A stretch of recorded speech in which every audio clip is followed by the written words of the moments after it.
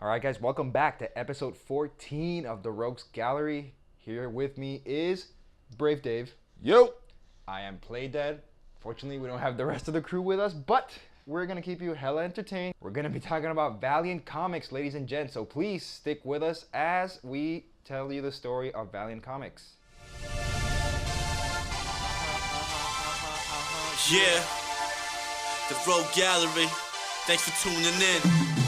You got some Brave Dave sarcasm like Bruce Wayne with play dead and don't die hard like that other Bruce name. You sing? You know Joe Diablo too? It sound like Spawn could really be his rider too.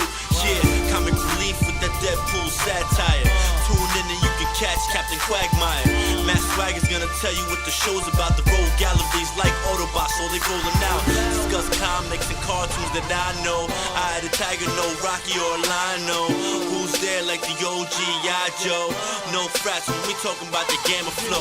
The God wars between stars with some famous dudes. I'd rather watch Star Wars than entertainment news. So hit us up at the spot and let us know what you think. And make like Zelda and just wait for the link.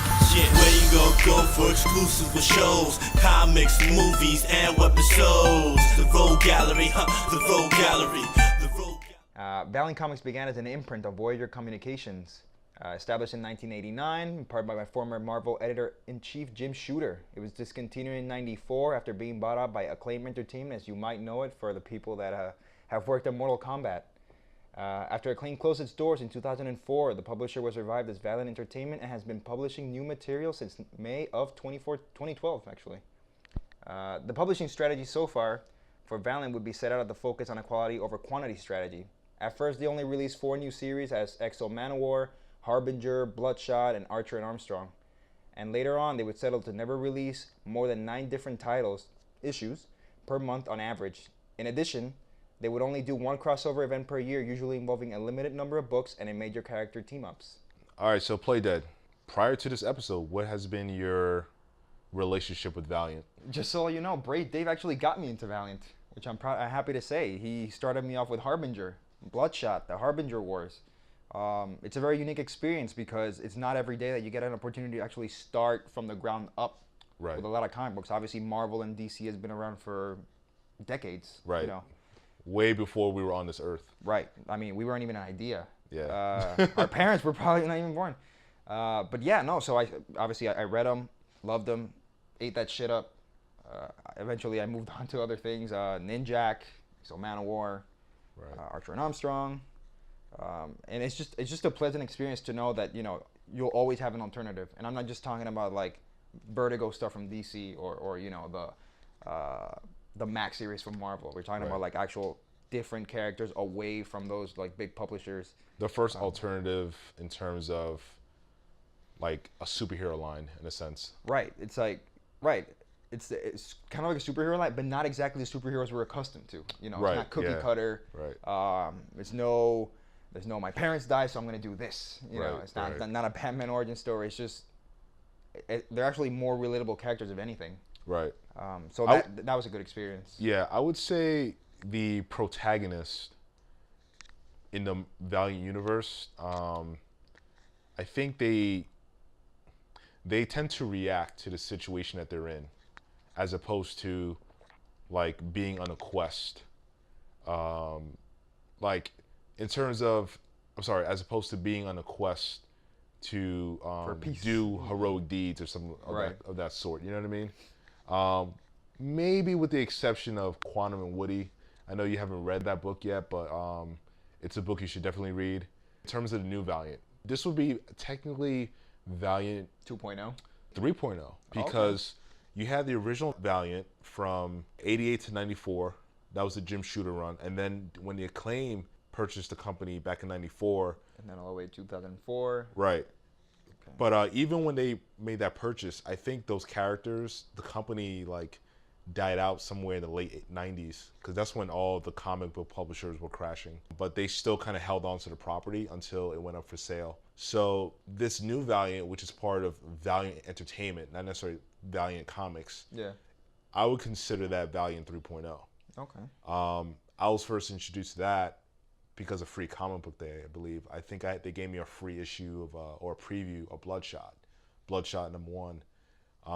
Without that promotion, I probably would have never came across reading Bloodshot, to be honest. I'm rarely that guy to really give things a chance.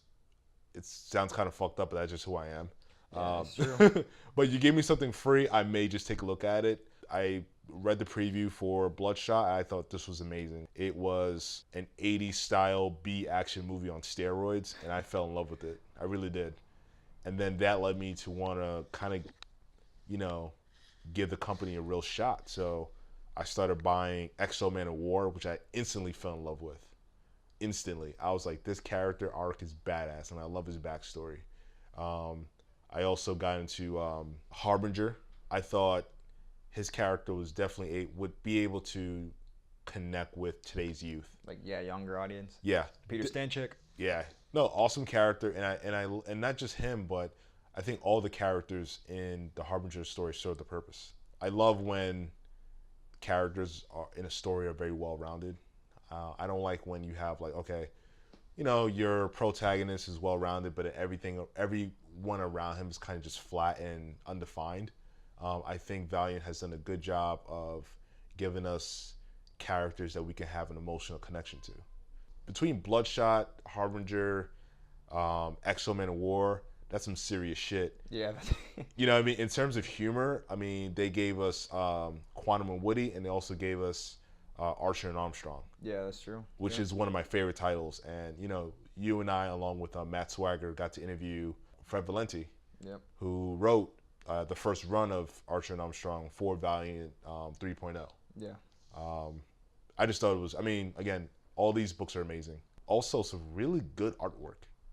I'm big on artwork. I can't stand when we have shitty draftsmanship, and a lot of times you can always tell when an artist is just rushing to get it done.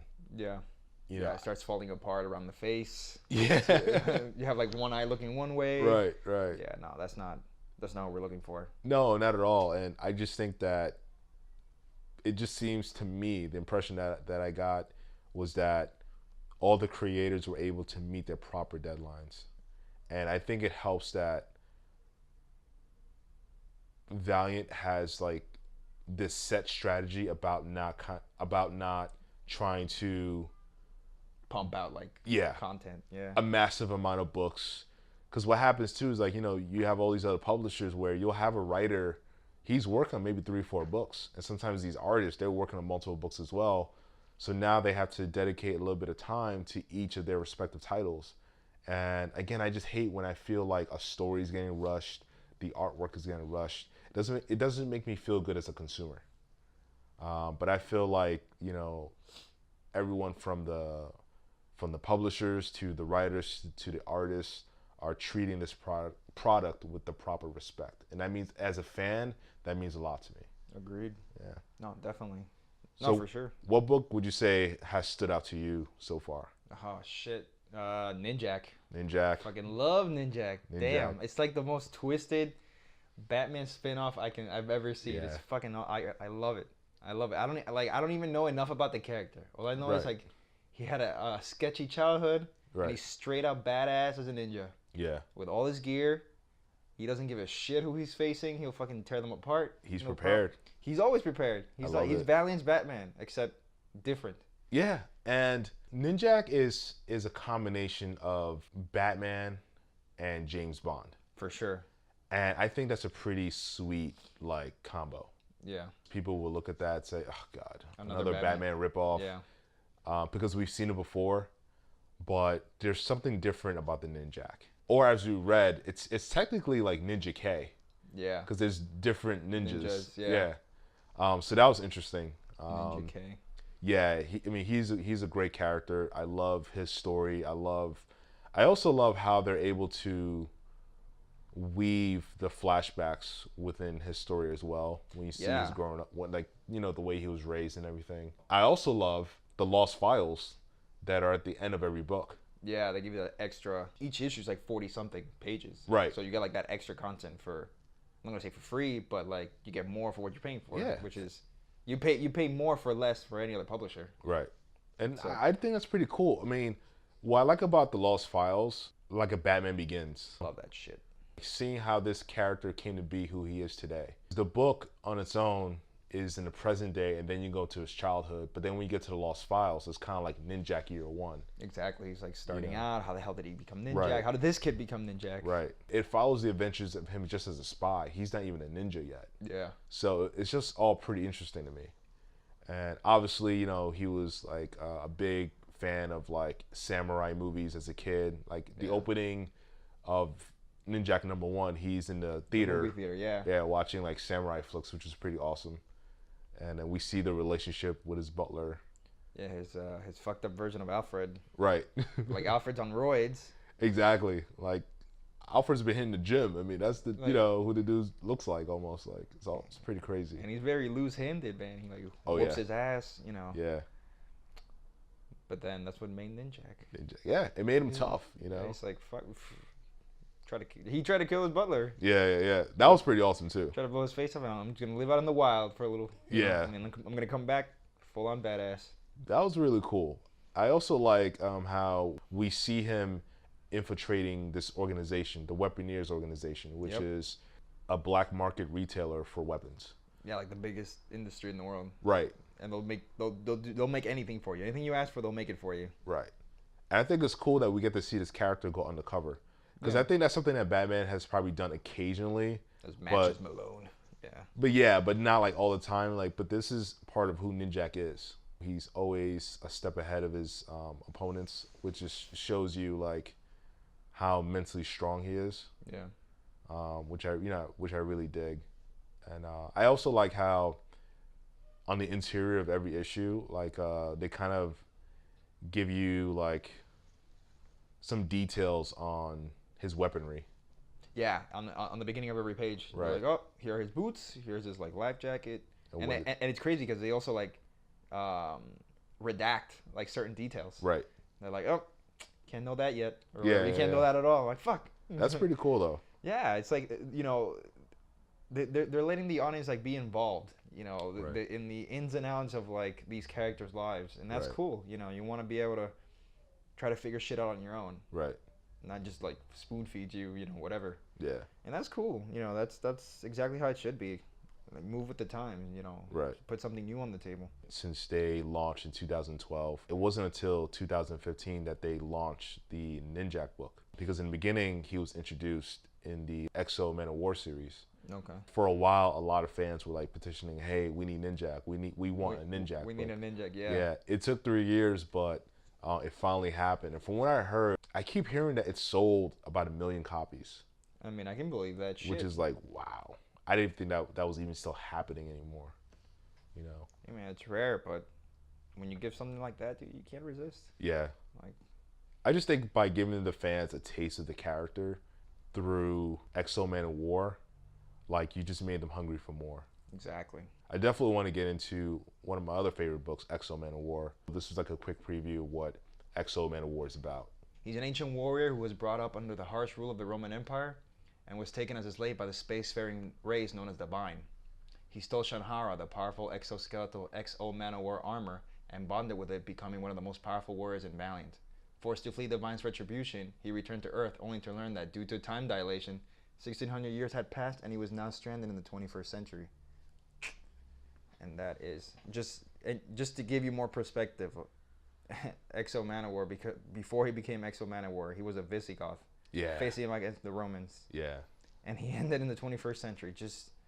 We'll let that soak in for a moment. Did it soak in? Good. Yep. Moment's over. Yeah, it's straight badass. Like it's badass, man. It's just a fresh idea into it. Yeah. I mean, what the fuck, dude? Like, you know, you're all the way back 402 AD, and then you're like, oh, now I'm in the Roman Colosseum, 2016. Right. With this massive badass armor. What the fuck? Like, you know, that's just like, what? That just raises more questions. It's a fish out of water story. Pretty much. I mean, Auric is such a badass, as you stated before. I mean, when we're introduced to the character, you know, he's on the battlefield. He's outnumbered, but he's a very stubborn character. Yeah, he doesn't, you know, give into that shit. He's like, no, we can't let him just like rape and pillage. We're gonna be fucking pushing them back. Yeah, I mean, yeah, Auric is a ride or die motherfucker. Yeah. You know what I mean? Like, to the dismay of his father, obviously. Exactly. You know, in terms of the suit, I would say, like, for anyone who's looking for more information on X-Men of War, I would say, like, you know, his suit is a little bit parallel to, like, you know, Iron Man's suit. So it's something along those lines, but except it's more organic. It's more organic and it has alien roots. Yeah, it needs to bond with the host as opposed to the other way around. Yeah, it's called like the Shannara, right? Yeah. Shanhara or something like that. Shanhara. Yeah, that's the name of the suit. So he was enslaved for like 2 years by the Vine. That's the alien race. You will find out more about them as the series goes on, and they play a major role in the Valiant universe. Yeah. And that's how, you know, Ninjak first gets involved with Auric. I even like when those two were kind of introduced to each other. And, you know, Auric was not impressed at all because he kind of like looked at his blade and was just like, okay. Yeah, he's like... He was not impressed by, he doesn't play that shit, yeah. By that katana sword, you know. But yeah, the character is just a badass. He's stubborn, pig-headed. He's a real brute. And I like how... So far with the characters that they have established in the Valiant universe, all their personalities are kind of independent from each other. Yeah. Any real two characters are that much alike. You know, Ninjak is more... He's more of a spy. He's more meticulous. He's very savvy. Yeah. Yeah. Like he does his homework. He does, you know, he doesn't just jump into it before being ready. Auric, aka X-Men of War, he's the brute. He's the kind of guy that's gonna come through the front door and knock shit over. Yeah, he's like, fuck it. Maybe Bloodshot and Auric are a little bit similar. Bloodshot's another badass character. Well, I feel like it's because they're both like soldiers. They're both are. warriors. They're to the core. like, yeah, they're like, exactly, literally to the core. So I guess they would be the most related. Right. Which is badass. And it's crazy, too, because when Auric got taken, they didn't, like, one moment they were fighting Romans, the next they were enslaved by aliens. Right. And to them, 2 years passed, Auric lost a hand. Right. And he somehow lived after that. He didn't bleed out. But then when he finally got the armor and teleported away from the Vine, 1,600 years later. Right. Into the... But you also got to think about everything he lost. I mean, even being enslaved, he lost friends. Oh, he lost everyone. He was He lost his family, you know, when he was first taken. I mean, he was never able to see his wife, and the wife had a kid, right? You know, I was never sure. Like, I was never sure about on that detail. Right. I think so, because they might have cloned the baby. Yeah, there was something. Yeah. They were cloning the babies, like turning their babies into human babies. Right. So possibly. Yeah. So she might still be alive. There might still be something going on there. We don't know. Possibly. You just gotta, you know, keep on going. reading. Exactly. Yeah, I mean, this is a guy who lost his identity.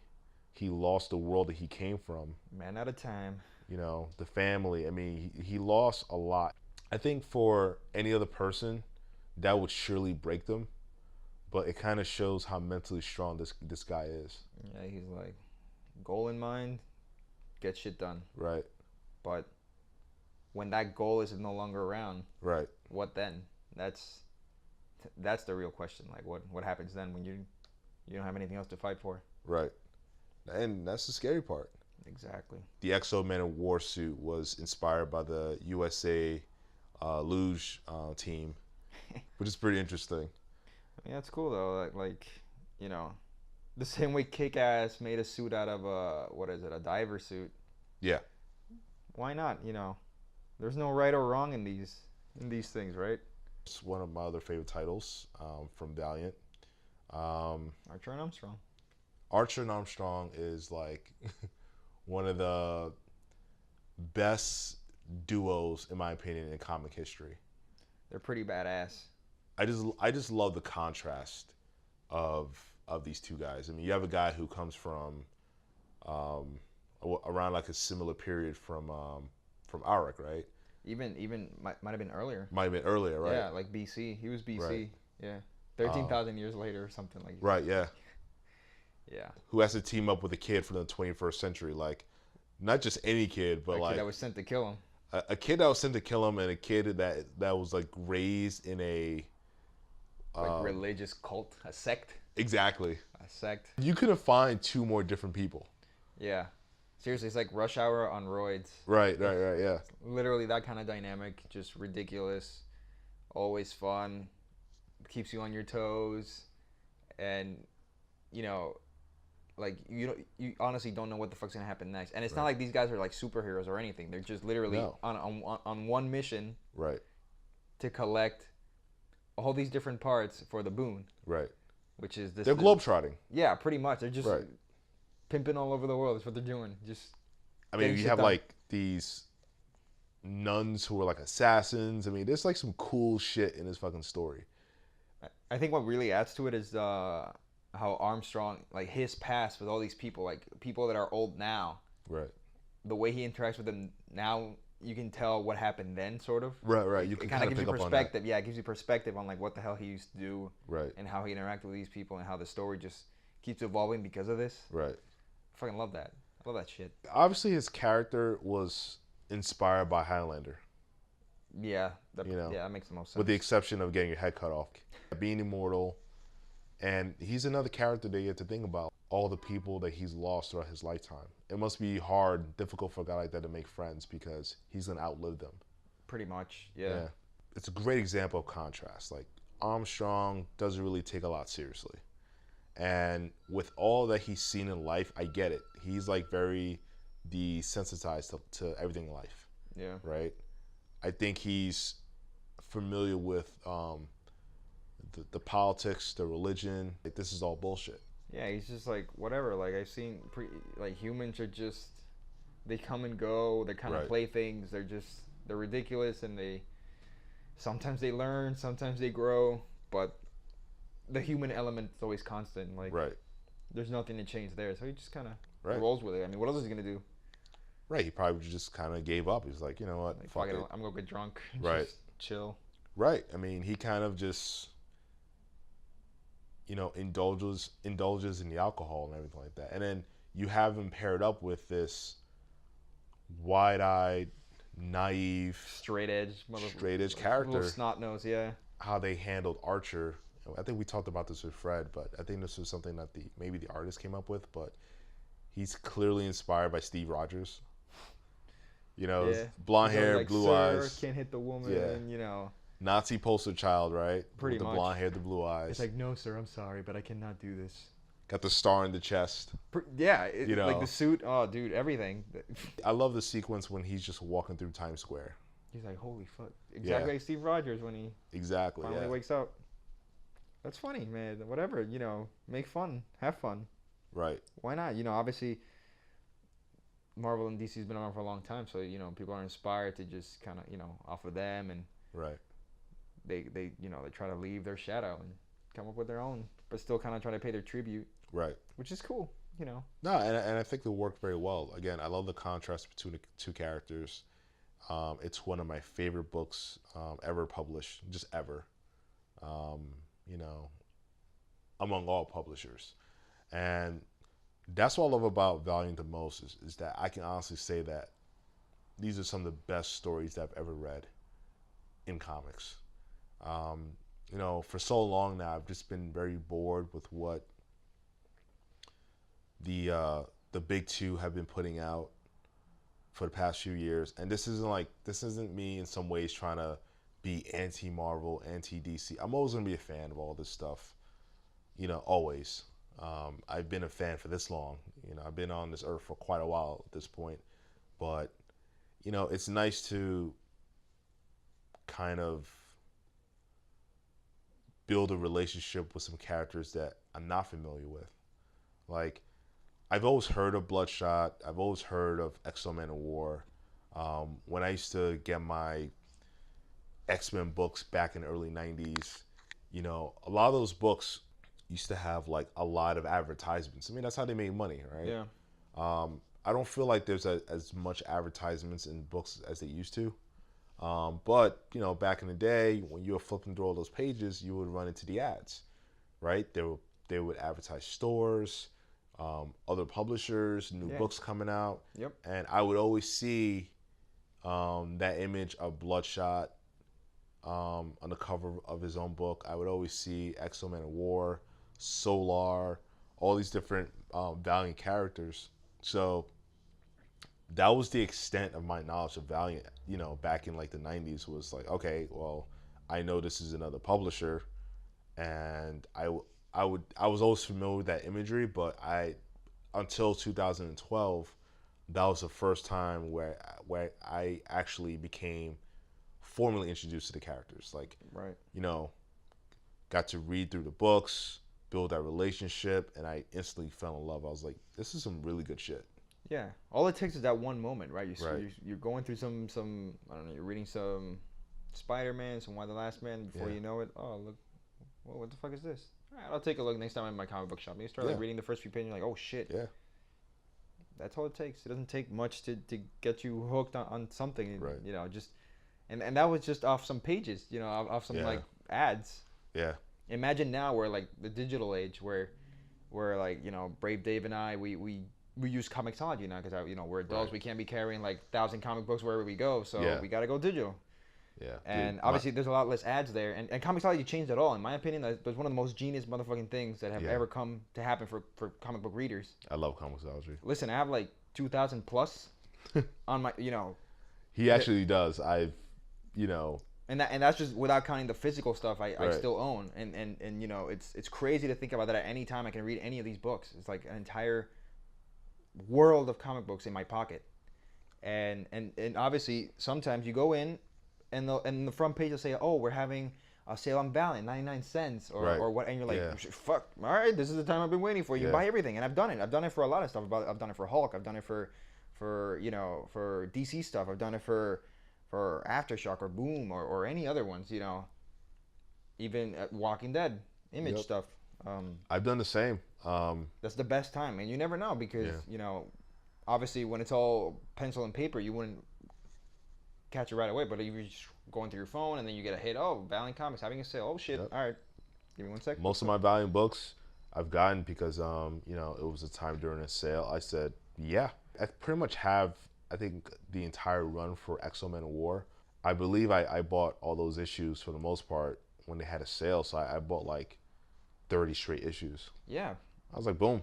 That's $30. 30 issues. That's crazy. Usually an issue goes $2.99, $3.99, $4.99, and you know, sometimes they even sell the volumes, and the volumes could be, they can tell you, I don't know, about a normal volume will run you like what, 120 pages or so. Yeah.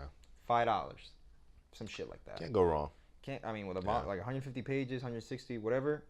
I mean, for $5, shit, might as well take a chance. You know? Got to try that Mushu pork. You know? Yeah, absolutely. So that's good. That's the awesome part of like comic books now. They have the opportunity to just spread the word through social media, through Comixology. You know, obviously, different apps are having like for example, Marvel has their own Marvel Unlimited. DC, I think they have like their own thing. But then Comixology is a repertoire of everything because they're owned by Amazon, and Amazon's like, yeah, we want a little bit of everything. And Amazon is the biggest retailer in the world, right? Pretty much. Yeah, they're huge. So it just makes too much sense not to, you know, jump into an opportunity where you know, if you're getting a sale, if they're offering you for free, maybe sometimes they give you the first issue for free. You know, don't be lazy. Don't just like not download it. Keep it there. You never know. You're scrolling through your list. Got something to read. That's how it starts. Anytime I've got an opportunity to get a free book from Comixology, I've taken advantage of it. And a lot of times that's led to me just want to buy the follow-up issues. Because that's what it's supposed to do. This is all to entice you to kind of buy more. Exactly. Right. Obviously, you know, the world is business. That's a fact. But, you know, this helps you to just kind of go through the motions of, you know, finding something good for you. Right. You know, something that really tickles your fancy. And everyone's different. I mean, there's people who stick with the books, the physical books, and I think that's great. For me and what I need in my life, it's better for me to just buy everything online on Comixology legally. I don't like pirating. Yeah, you know, because, you know, I get it why people pirate, because it's just right there and it's available for you. But at the same time, it does hurt the industry a lot. Yeah. It's one thing when you're pirating, you know, Hollywood, but when you're pirating the comics industry, that's actually worse because they need all the dollars that they can get. Yeah. But my wife literally would take my life if if I bring home another book. So it's just better for me to purchase everything online legally. It's true. Obviously, we're not trying to knock brick and mortar stores. Of course not. Visit your shop, talk to them. That's the best part of going to a comic book shop. You talk to the staff. They know what they're talking about. They can recommend you stuff. You can make friends with them. They'll have your entire list ready. Right. And obviously, the younger you are, the better it is, because you have all the time in the world to collect this stuff. And then you in hindsight, it might be the greatest thing, but later when you're an adult, you realize, oh shit, what am I gonna do? But don't worry about that. Just live life one step at a time, and you'll realize, like, wherever you go, physical or not, it's still worth the time. As long as you read it and you had fun with it, that's fine.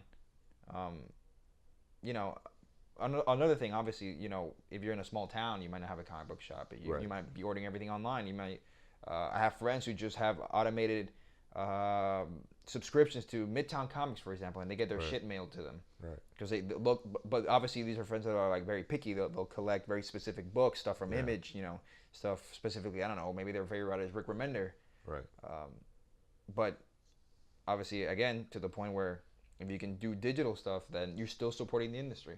Right. Just so we could bring this back to Valiant and tie this into what we're talking about. But I've read some stories online where people say, hey, I live in a small city. The comic shops, they're not ordering Valiant. Yeah. And I get it from their point of view, because especially if you're in a small city, you can really only order the stuff if you know there's going to be a demand for it. And right now, unfortunately, as great as they are, as great as a publisher as they are, Valiant doesn't have the notoriety that Marvel and DC have, obviously, or Image has. Yeah. I think even Boom Studios has more notoriety than Valiant. But I think that right now, Valiant is the strongest publisher out of all these guys. That's not knocking everyone else. I just feel like in terms of telling stories about costume heroes, I don't think Marvel or DC are even close to doing what Valiant's doing. Maybe I feel that way because all these characters are fresh for me. And I think there's something to that. And that's not necessarily Marvel and DC's fault, but it's just, I'm just not that interested about reading another story about Wolverine. I read as many as I could over the last few decades. Yeah. At this point, I'm just bored. Like, I really am. Yeah, it's hard to keep it fresh for sure. Yeah, I'm not really in the mood to read any further Batman titles. As awesome as the character as Batman is, I'm bored. Superman, I've been bored, been bored with him for a long time. I mean, I still enjoy titles from characters like, Daredevil, The Punisher, guys like that, but it's getting harder and harder to support the books from these big publishers, because I just don't feel like they're that interesting. I feel like every book is about trying to get you to the next book, and I feel like everything's supposed to be this culmination at a big event. I remember when events used to mean something. Now, like, events are timed to literally come out in the summer. Yeah. And now, like, it doesn't feel big anymore because we all know it's coming.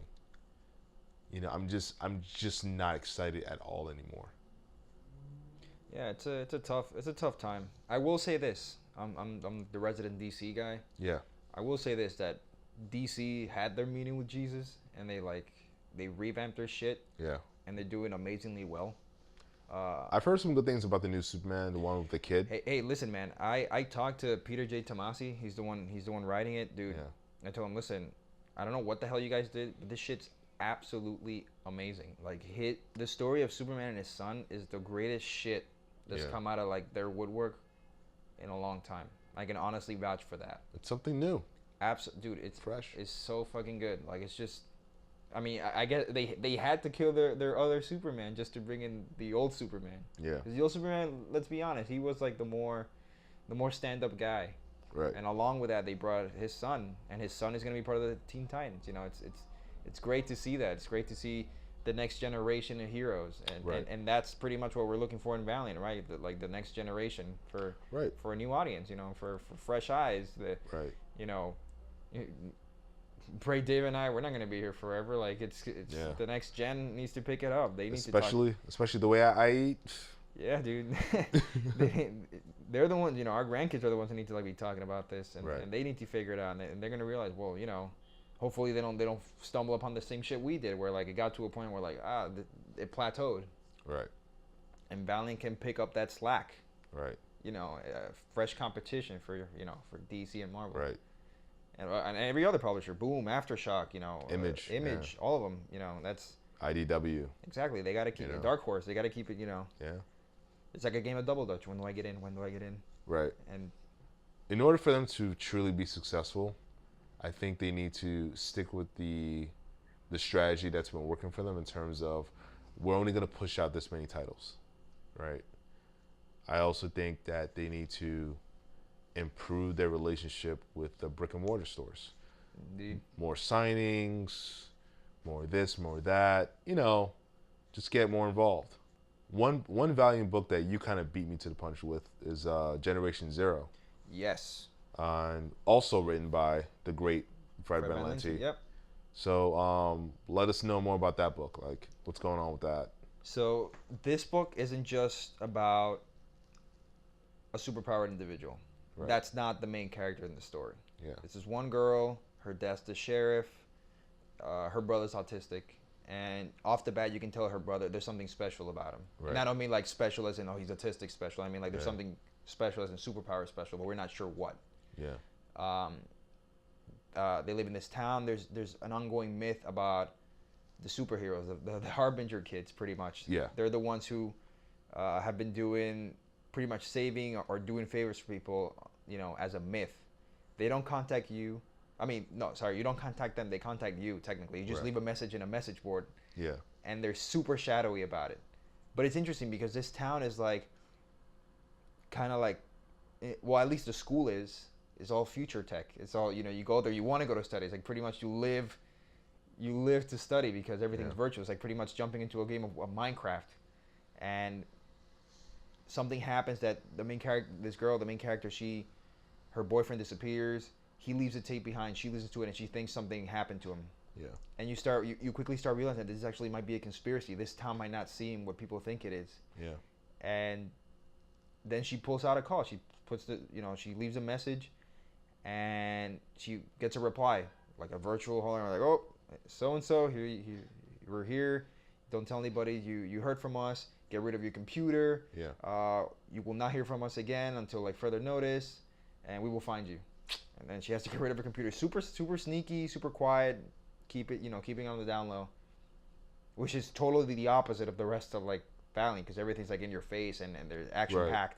But this is more like taking it steps, like baby steps. And it isn't until the end where you like casually bump into these Harbinger kids. Right.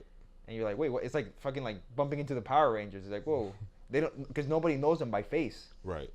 But then it's more like just a myth, a legend. Right. Like this girl notices it's them because they came to her rescue when she ran into the forest to look for her boyfriend. Right. These their own version of the putties showed up, and these motherfuckers were like the putties. Yeah.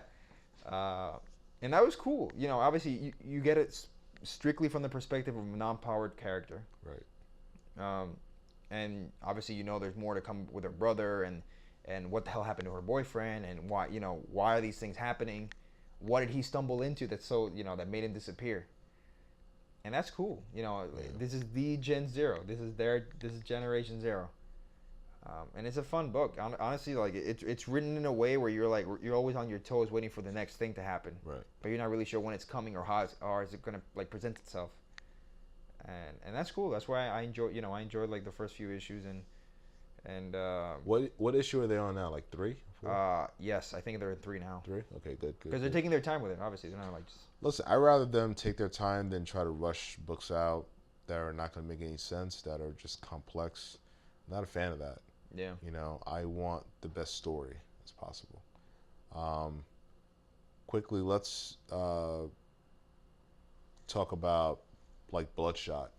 I mean, I've already described Bloodshot as like an 80s style action movie on steroids.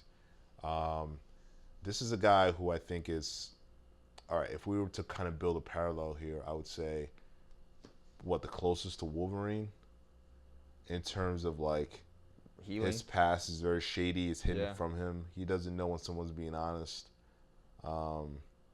He's a weapon. he is a weapon. He's a weapon. He's their own version of Weapon X. You know. No, absolutely, and you totally get that vibe. But what I like about it is, I would say it's a mashup of Wolverine and the Punisher. Yeah, like Arnold. Like Arnold. If Arnold were younger, he'd be this guy. Like. So I love the whole concept with like the nanobites. I mean, with the nanotech. You know, also the concept of he doesn't know which memories are real. Yeah. Which is like fucking torture. Yeah, he's been destroyed and rebuilt so many times that like everything just kind of melts together. Yeah. Which is crazy. I mean, if you see any of the artwork, this guy literally just gets wrecked. His face gets blown off. He can only rebuild himself by eating like organic material. Right. Which is crazy. There's a technology that literally feeds off organic material. Right. I mean, if there ever was a future concept, this would be it. Yeah. Technology that eats organic food. We know the goals set in mind in order to survive. But yeah, I mean, this book, the best way to describe it in terms of its pacing, it's like, okay, it's nonstop action. Yeah. It's just constantly moving. It's pushing forward. Because obviously what you need to understand is like Bloodshot was made to fight these superpowered beings, like these psychics. Yeah. And this guy can only do it as a living weapon with weapons. Right. You know, that's the whole idea. He needs to like set up. He had what was it? The Harada Protocol, or some shit like that, where he just those lines, where he just like the sentient part of him just disappears and it's just full on machine mode. Right. Just trying to kill the most powerful psychic. Right. And it's crazy because technically these psychics can just like fuck shit up for him. You know, they can just like lift him up and whatever. But this protocol is pretty like his body is the perfect weapon. He has everything he needs to stop these characters. Right. And it's awesome. Like this is the kind of thing you want to have on your side, not the other way around. Yeah. You don't want to fight this motherfucker. Like you probably won't make it. Definitely. And that's cool. You know that's fucking cool. You know, what else is there to say about this character? It's just straight up badass. Right. You know, so we're the hardcore, the hardcore. Oh yeah. Those guys are straight bad. Those are like the A team, but like with powers. Fucking badass. That, and what I liked about that too is like it kind of just happened. It's like, all right, I'm going all these months reading Bloodshot. I think it was like Bloodshot, 15, 16, 17. Then all of a sudden it's like Bloodshot and hardcore. Like it was like, what? Like, yeah, like they changed titles midway or something. I'm just like, that was unexpected, and I've never really seen a book go to that approach before, and I really dug it because it kind of changed the momentum and the pacing of the story, which I thought was just pretty cool. Agreed. I mean, I truly love this book, but you can't really bat a perfect score. There's only one title that was published by Valiant that I didn't really connect with, I didn't like too much, and that was Shadow Man. I saw what they were going for, but I just could not connect with it as a story. I was kind of bored. I wasn't interested. And I said, you know what? This book's not for me, but at least they have like a bunch of other titles where I could say, okay, these books are for me. Yeah. And that's very important to me. I was like, wow. That's true, dude. And unfortunately, Shadow Man was the only book with the black guy. Oh, well, I mean, Quantum from Quantum Woody's black, but, you know. Yeah. That's neither here nor there, Yeah. I still didn't read there was because I already described, like, Quantum Woody to you. Well, maybe I didn't, but it's basically about, like, these two estranged brothers that, they're basically both, like, adopted. It kind of reminds me of the movie Money Train between Woody Harrelson and Wesley Snipes, but you know, they're pretty much raised together. They're constantly getting in trouble. They're about the same age, but Eric, aka Quantum, his responsibility for like his entire life was to look after his adopted brother Woody, who just constantly got into trouble, was always the mess. I mean, always a mess, right? The father's like a scientist. He's killed, and they basically have to build like this uneasy alliance to kind of figure out who's responsible for their dad's murder. That murder brings Eric and Woody back together and turns up into each other's lives, which is, you know, a very healthy thing. Yeah. But yeah, I love it. And again, there was a series that where they teamed up Archer and Armstrong with Quantum and Woody. It was called the Delinquents. That's fucking badass. Yeah. Like, unfortunately, I had not had a chance to read it yet, but that's a book that I've been meaning to read for a while. So I definitely had to get on that. But all in all, man, I really do love these characters. I would say these characters breathe new life into the congested world of like superhero comics, movies, TV, relative to comics and that stuff. Yeah. I don't know. I just think Valiant's doing a bang up job. They just got to continue doing what they're doing. Agreed. You know. Totally agree. Yeah. Any lasting thoughts? Anything you'd like the audience to know? So yeah, I mean, listeners, you know, I'd say, hey, next visit to the comic store, the next time you log in online, check out Comixology or go to your local store and just give one or two of these books a chance. You know, you can't go wrong buying Ninjak #1. You can't go wrong buying the first couple issues of Exo Manowar. Of Exo Manowar, Bloodshot. Like, at least get one of these titles, and trust me, you will love it. And you know, so this wraps our comic portion of the Valiant universe.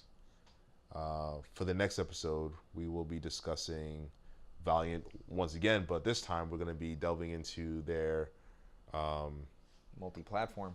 Yep, multi-platform universe, because they recently just launched Valiant Digital, which they announced at the New York Comic Con of this year. They also announced, last year they announced, I think a 3 or 4 picture deal with Sony for Harbinger and Bloodshot, and they will meet a crossover, which everyone suspects will be the Harbinger Wars. Yeah. So then they also recently made another update about the Sony deal. Supposedly it's going to be 4 titles. Okay. So, you know, we obviously know about Harbinger. We know about, what do you call it? Bloodshot.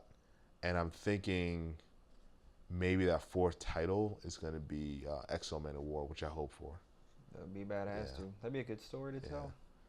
Hell of a good story. But anyway, guys, you heard it here at the Rogues Gallery. We'll see you in the next episode of Dragon Ball Z. No, I'm just kidding. On the next episode of Valiant Comics and the multi-platform, guys. Thank you for listening in. Here you have it. Brave Dave. PlayDead77. We will see you next time. Yeah. Where you gonna go for exclusive with shows, comics, movies, and episodes? The Rogue Gallery, The Rogue Gallery.